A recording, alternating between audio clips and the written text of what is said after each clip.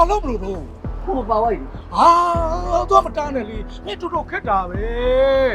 အဲ့ဒီခပိုက်နိုင်မှာဓာတ်တွေပါလားဘာတွေပါလားမသိရဘူးလေဓာတ်တွေဘာတွေပါလို့မင်းကိုထိုးလိုက်မင်းသေးနေအောင်မယ်တော်တော်ခက်တဲ့ကောင်ဒီမှာတရားသဘောနဲ့ကြည်လေလေအဲ့ဒီကလေးမလေးကအဲ့ဒီတိုက်သွားတဲ့ကောင်လေးစီအရင်ဘကဘာတွေခိုးခဲ့မှမသိတာ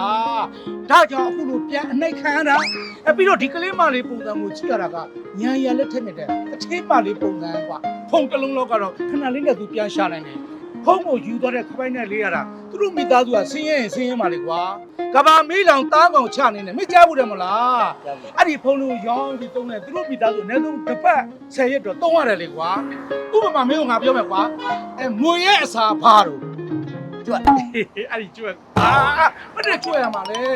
ဖာဖာအေးမွေအဲ့ဒီဖာလေးကိုမျိုးနေတဲ့ချိန်ကာလမှာအဲ့ဒီမွေကိုရိုက်တင်သလား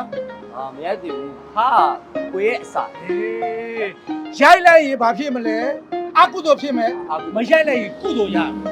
ဟုတ်တယ်မလားဟုတ်တယ်အဲ့ဒါမင်းမတားလိုက်လို့တားလိုက်ရင်အကုသို့ဖြစ်မယ်ခုမတားလိုက်လို့ကုသို့ဖြစ်သွားတာ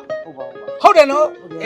ဒါကြောင့်အကြောင်းကြောင့်အကျိုးဖြစ်တယ်လို့အကျိုးကြောင့်အကြောင်းဖြစ်တယ်ဆိုတဲ့သဘောတရားလေးကိုမင်းကနားလည်မှာပေါ့ကွာနားလည်ပြီဦးလေးပြောမှာပဲဟုတ်တယ်သွားမယ်လားဟောပြီဟောအေးဟုတ်ကဲ့အခုနကပိုင်းနိုင်မလားဦးလေးနဲ့ပါတော့